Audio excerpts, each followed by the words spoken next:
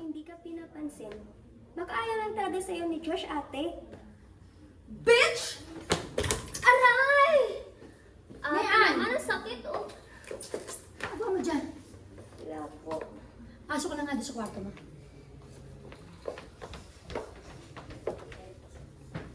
Hoy, kayong dalawa. Nagdiligawan pa kayo dyan. Pasok na! Ikaw, hawak mo.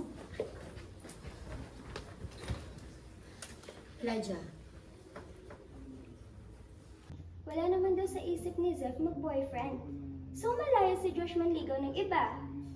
Kung hindi ka pinapansin, baka ayaw lang talaga sa'yo ni Josh, ate. Bitch!